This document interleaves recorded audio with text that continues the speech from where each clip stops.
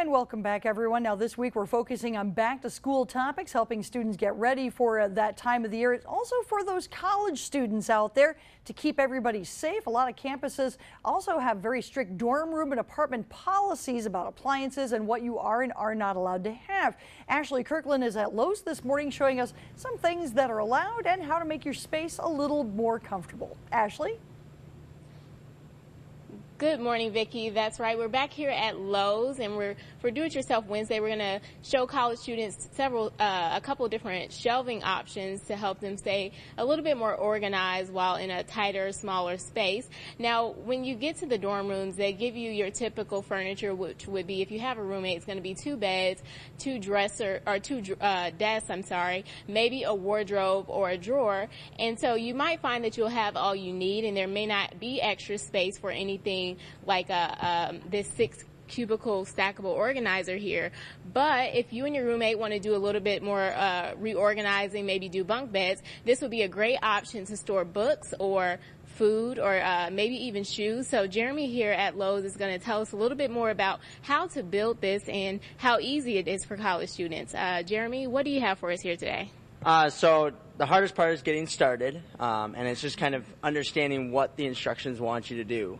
Usually it's best to read them. I myself kind of looked at the pictures, and after round 2 got it to actually come together to the point that we're at right now. Okay. So it's so easy that a caveman can do it, right?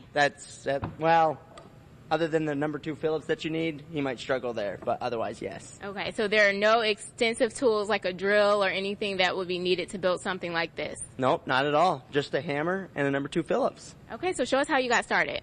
So I got the corner done here, and then kind of worked my way down the cubes. The next step is putting on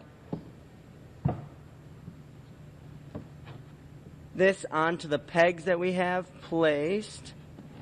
And then we put the next 2 pegs in. And they say you need a hammer, but I don't think it's that bad. And then we put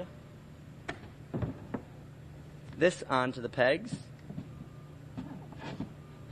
And then we take the screwdriver. Are you going to manage the screwdriver? I think so. And all you do is put the screw right in.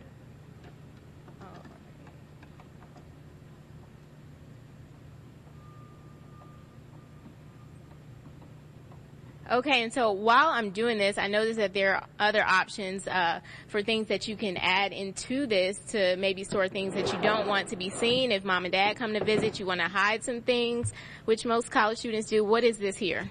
That's just a little fabric cube thing, so that way if people, like you were saying, don't want things exposed, or maybe they want to organize their food or something like that, you could use that.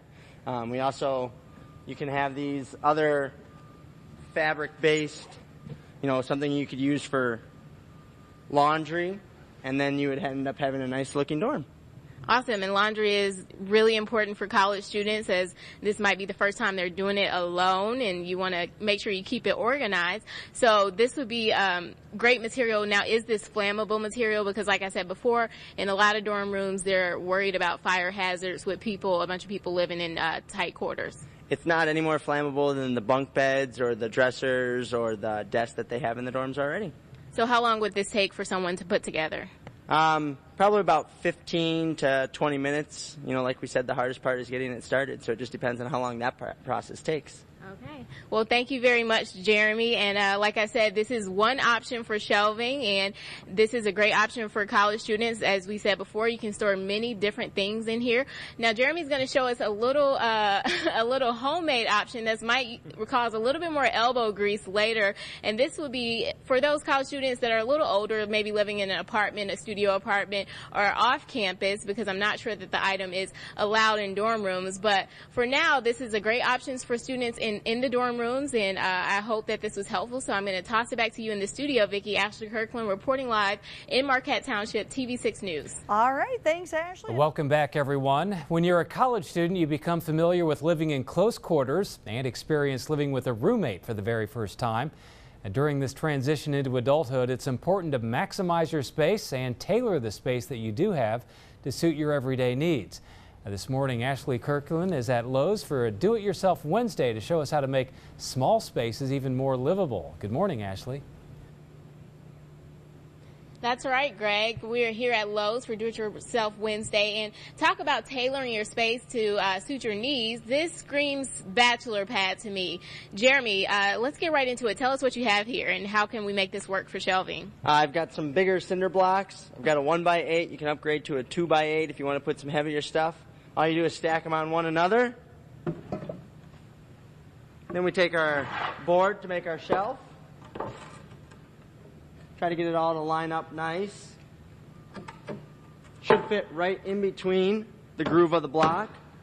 And then you have somewhere to put some glue and some paper towel. Okay, so this is neat and handy, but we probably would not use these in the dorm rooms, correct? If you do, you're going to want to put some type of protector on the desk just because you don't want to scratch them. So whether it's a felt or just some kind of cloth to try to dress it up a little bit. Okay. And just to be safe, this is probably for a studio apartment because I'm not sure if cinder blocks are allowed in dorm rooms. But where could people find cinder blocks? Do you guys carry these? I know you can find them by dumpsters, or how do you get these? We have these. We have the bigger blocks, and we also have smaller blocks. So if you didn't want quite as much invasive space taken up on your desk, you could put a smaller block, which would still give you the shelf, but not take as much space up. All right, and there you go. You have different compartments, and you can put your books or whatever else you want to put in a cinder block. And that will wrap it up for our Do-It-Yourself Wednesday. I hope college students got some good tips here. And I'm going to toss it back to you, Greg, in the studio. I don't know if you want to decorate your home with any of these, but I'll toss it back to you for now. Ashley Kirkland reporting live in Marquette Township, TV6 News. Now, I'm good on cinder blocks for the time being. Thanks, Ashley.